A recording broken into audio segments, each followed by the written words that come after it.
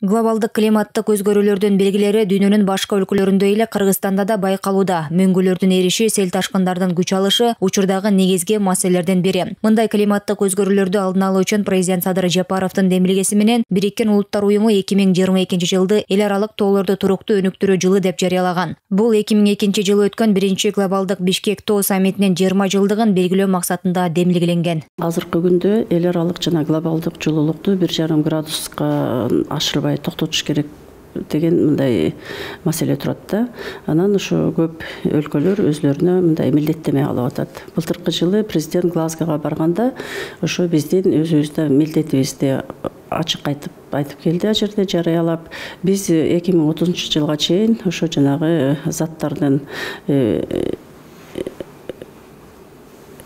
заттарды ошо азайтканга 44%ке азайтышыбыз керек да. Климаттын туруктуулугу жана Бириккен Улуттар уюмунун туруктуу өнүктүрүү программасына ылайык экономиканы өнүктүрүү министрлер кабинетинин иш-чаралар планынын артыкчылыктуу багыттарынын бири. Учурда 1 мартка чейин тоо экосистемаларын коргоо жана климатты жакшыртуу боюнча жол картасы иштелип чыгууда. Бир айдын ичинде ошо жол картасын иштеп чыгышыбыз керек. Бул жол картаны жеке министрлик эмес, биз ошо мэриялар менен, администрациялар менен, айыл өкмөттөр менен ошо дагы министрликтер менен чогуу ар бирөөнө кандай бир иш-чараларды көрүш керек, ошол жерге жазып, милдеттендирип, анан ошо каражаттарын кайдан табабыз.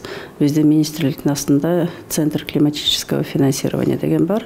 Ошол уюм эл аралык донорлор менен иштейт. Ошол жактан биз каражат табышыбыз керек да. 2019 жылы Кыргызстан Бириккен Улуттар уюмунун климаттын өзгөрүшү боюнча алкактык конвенциясын ишке ашыруунун алкагында Париж макулдашуусун ратификациялаган. Кыргызстандын 2021 жылдагы милдеттенмелери климаттын өзгөрүшүнүн кесепеттери менен күрөшүү планы жана парник газдарынын эмиссиясын кыскартуу болгон. Ушундай эле демилге Глазгода өткөн дүйнөлүк экологиялык саммитте да айтылган. Климаттын өзгөрүүсүнүн терс таасирине байланыштуу мен айткан көйгөйлөр көп жагынан тоолуу өлкөлөргө мүнөздүү. Аларды чечүү үчүн өкмөттөргө, анын ичинде Кыргызстандын өкмөтүнө тышкы жардамдар зарыл.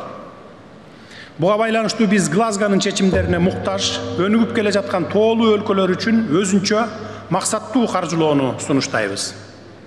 Экологиялык аспект өлкөнүн 2026 жылга чейинки өнүгүү стратегиясында да көрсөтүлгөн. Белгилей кетсек, бул стратегия ресурстарды сарамжалдуу, адилет бөлүштүрүүгө жана пайдаланууга, инвестицияларды тартууга кылдат мамиле жасоого, чакан жана орто бизнести колдоого багытталган. Анда алдыдагы 5 жылга экономиканын орточо өсүүсүн жыл сайын 5% камсыз кылуу, калктын жан башына ички өнүк продукцияны $1,500 чейин жогорулатуу максаты коюлган. Өзүнүн ошо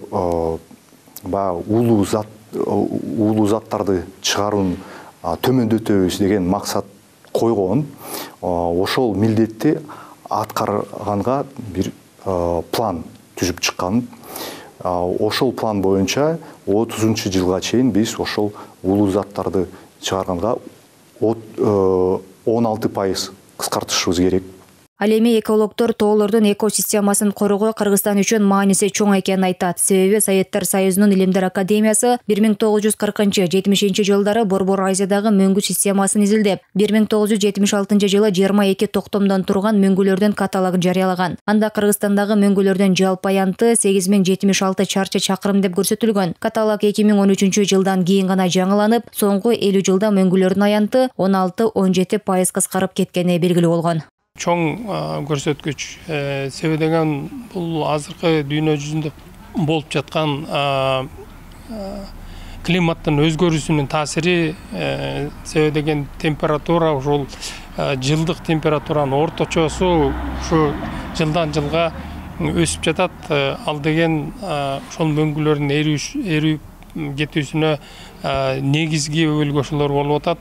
Ошол себептен ушул маселе өтө оор болуп атат. Аны ошол себептен ЮНЕСКО дагы, ООН дагы колдоп жатат да. Тоолордун экосистемасын коргоо жана климаттык туруктуулук жылынын алкагында айыл чарба, энергетика, өнөр жай тармактарында экологиялык жана климаттык иш-чараларды жана долбоорлорду ишке ашыруу маселелери, ошондой эле токой чарбасын экотуризмди өнүктүрүү, өзгөчө кырдаалдардын кесепеттерин жоюу боюнча долбоорлорду ишке ашыруу, эл аралык деңгээлдеги иш-чараларды, илимий практикалык конференцияларды өткөрүү каралууда.